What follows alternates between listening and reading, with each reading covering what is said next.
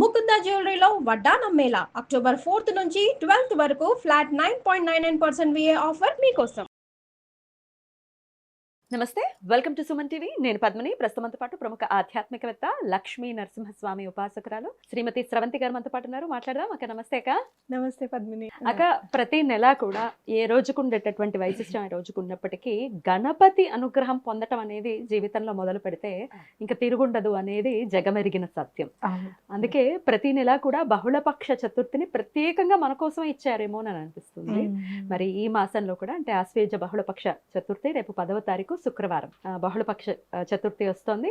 ఈ చతుర్థిని ఏ సంకష్టహర చతుర్థిగా పిలుస్తారు, ఎలా ఈ రోజును వినియోగించుకోవచ్చు, ఆ రోజు కనుక మనం యూటిలైజ్ చేసుకుంటే మనకు వచ్చేటటువంటి ఫలితం ఏమిటి, ఇవన్నీ ఒక్కసారి మీ ద్వారా. ఎప్పుడైనా సరే వినాయకుడిని పూజిస్తే ఎలాంటి సమస్యలైనా సరే తొలగిపోతాయి అని ఖచ్చితంగా చెప్పుకోవచ్చు. పిల్లల చదువు విషయంలో ఒకవేళ ఏమన్నా ఇబ్బంది పడుతున్నా కూడా వినాయకుడిని పూజించాలి. అలాగే పెళ్ళిళ్ళ విషయంలో ఏమైనా ఆటంకాలు వస్తున్నాయన్నా కూడా వినాయకుడిని పూజించాలి. ఏ పని మనకి సక్రమంగా అవ్వట్లేదు, చాలా బాధగా ఉంటుంది, అసలు ముందుకెళ్ళట్లేదు, సరే ముందుకెళ్ళిన తర్వాత పర్వాలేదు అవుతుంది అనుకున్నప్పుడు ఆగిపోవడము, లేకపోతే లాస్ట్ మినిట్లో ఆగిపోవడము, ఇలాంటి వాటి అన్నిటికీ కూడా వినాయకుడిని పూజిస్తే కనుక సరైన ఆన్సర్ దొరుకుతుంది అని ఖచ్చితంగా చెప్పుకోవచ్చు.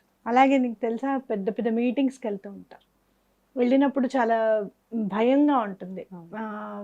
అంటే మనం తయారు చేసిందంతా కూడా వాళ్ళకి ఎక్స్ప్లెయిన్ చేయడము, ప్రొడక్షన్లో వాళ్ళకి అందరికి చూపించడము అంతా ఉంటుంది. అలా చేయాలని అనుకున్నప్పుడు చాలా భయం అనిపిస్తుంది. వాళ్ళు ఏమంటారో, వాళ్ళకి నచ్చుతుందో లేదో అని అనిపిస్తూ ఉంటుంది. మన ప్రెజెంటేషన్ నచ్చుతుందో లేదో అనిపిస్తుంది. అలాంటి మీటింగ్స్కి వెళ్ళేటప్పుడు, లేదు అంటే కనుక రియల్ ఎస్టేట్స్ వాటికి వెళ్ళేటప్పుడు స్వామి దగ్గర ఒక 5 పువ్వులు చక్కగా ఈ రెడ్ ఫ్లవర్స్ ఏవైతే ఉంటాయో, గులాబీ పూలు ఉంటాయి కదా, అవి పెట్టేసి దండం పెట్టుకొని స్వామి సంకట నాశన గణేశ స్తోత్రం అలా చదువుకొని ఒక్క పువ్వు తీసుకొని వెళ్తే ఆ మీటింగ్ సక్సెస్ అవుతుంది అనమాట. అంటే మనతో క్యారీ చేయాలి. అంటే ధైర్యం నింపేది కూడా గణపతి అని మనం గుర్తుపెట్టుకోవాలి. ధైర్యం అనేది పుట్టుకతోనే పెట్టింది పేరు. మహాశివుడికే ఎదురొడ్డాడు ఆయన. అవునా కదా? నేను ఎవరినో తెలుసా అనంటే, అయితే ఏంటి నువ్వెవరైతే నాకేంటి, మా అమ్మ చెప్పిన మాట నేను ఖచ్చితంగా పరిపాలిస్తాను, నేను నిన్ను లోపలికి వెళ్ళనివ్వను అని చెప్పినంత ధైర్యవంతుడు. కాబట్టి దేనికైనా చక్కగా మీరు ఇంకా పిల్లలకి ఏమన్నా ఆ మాట వినడం లేదు, తల్లిదండ్రుల మాట వినట్లేదు అన్నప్పుడు కూడా వినాయకుడిని తప్పకుండా పూజించాలి. ఈ సమస్య ఎక్కువైపోయింది బికాస్ ఆఫ్ ఫోన్ అడిక్షన్ అనేది చాలా ఎక్కువ. అప్పుడు కూడా తప్పకుండా వినాయకుడిని పూజించవచ్చు. ఆయనే కదా మరి తల్లిదండ్రుల చుట్టూ తిరిగేసరికి మొత్తం విఘ్నాధిపత్యం అంతా దానివల్లే కదా ఆయనకు వచ్చింది, కేవలం తల్లిదండ్రులను పూజించడం వల్లే. అలా మనం చూసుకుంటే సంకటహర చతుర్థులకు మాత్రం తప్పకుండా ఎటువంటి పరిస్థితుల్లోనూ చంద్రుడికిను స్వామికి మనకి కనెక్షన్ ఏర్పడుతుంది. అందులో ఈ ఆశ్వేజ మాసం యొక్క సంకటహర చతుర్థి ఎందుకు చాలా ఇంపార్టెంట్ అని అంటే కనుక, అసలు పేర్లు ఎవరైతే పెట్టున్నారో కానీ సూపర్బ్ అనమాట. ఇక్కడ మనం చదువుకున్నప్పుడు ఏంటంటే వక్రతుండ సంకటహర చతుర్థి అని చదువుకున్నాం. ఆశ్వేజ మాసం వచ్చే చవితికి వక్రతుండ సంకటహర చతుర్థి. వక్రతుండము అంటే ఏదైతే లెఫ్ట్ సైడ్కు ఉందో, లెఫ్ట్ ఆయన హ్యాండ్ వైపు తిరిగి ఉందో ఆయన తొండము, దాన్ని వక్రతుండము అని అంటారు. లెఫ్ట్ నాడిని ఇడనాడి అంటారు, లేకపోతే చంద్రనాడి అంటారు.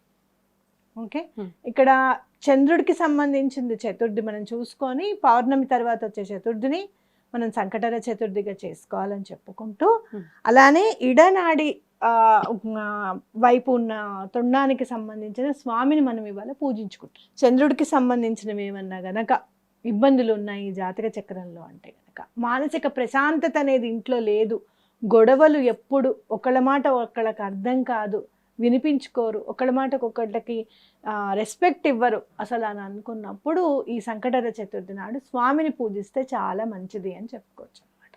అంటే చంద్రుడిని చాలా మాలిఫిక్ ఎఫెక్ట్స్ ఆఫ్ మూన్ అనేవి వెళ్ళిపోతాయి ఇప్పుడు కనుక మనం దండం పెట్టుకుంటే స్వామికి అని చెప్పుకోవచ్చు. ఎలా పూజ చేసుకోమంటారు మరి?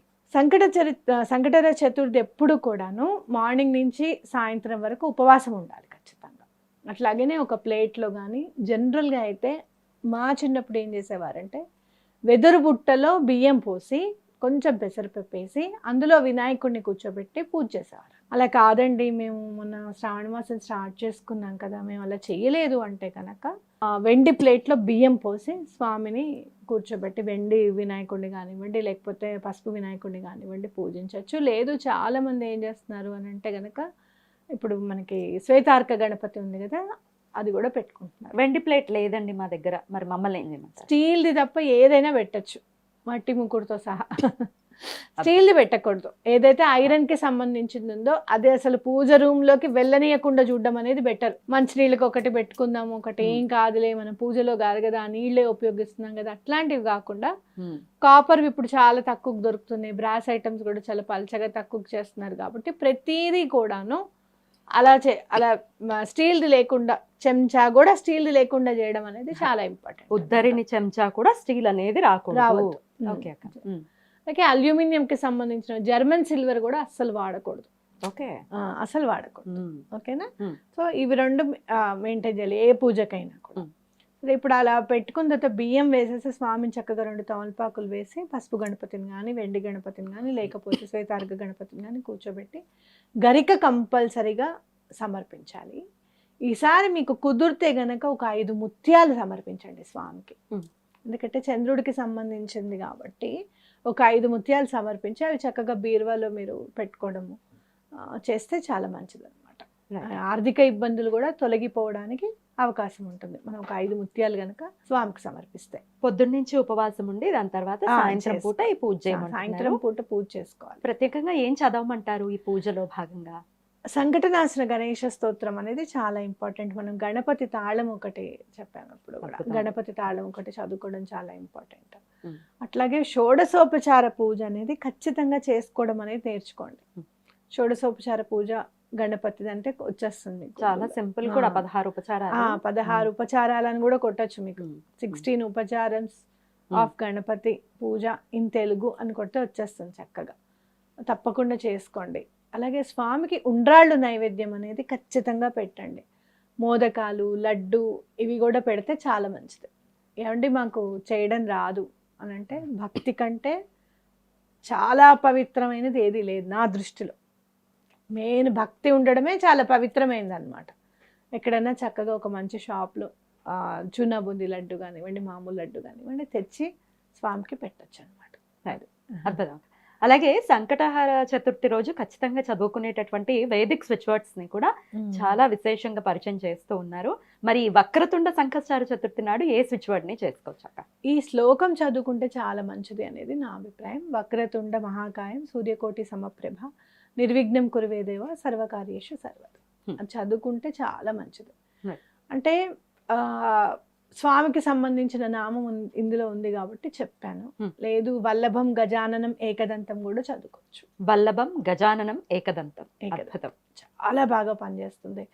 మీకు ఇంటర్వ్యూస్ రావాలంటే పనిచేస్తుంది, ఫినాన్షియల్ ప్రాబ్లమ్స్ తొలగిపోవాలంటే పనిచేస్తుంది, కొత్త ఆపర్చునిటీస్ రావాలంటే పనిచేస్తుంది. దీనికి అనేది ఏమీ లేదనమాట. చదువుకుంటే మాత్రం చాలా బాగా, అంటే ఆన్సర్ చేయలేకపోతున్నాడు మా అబ్బాయి ఇంటర్వ్యూస్ వస్తున్నాయి కదా అంటే తల్లి చదివినా కొడుకుకి పనిచేస్తుంది. ఎన్నిసార్లు చదివా? 1 or 8 times. అద్భుతం.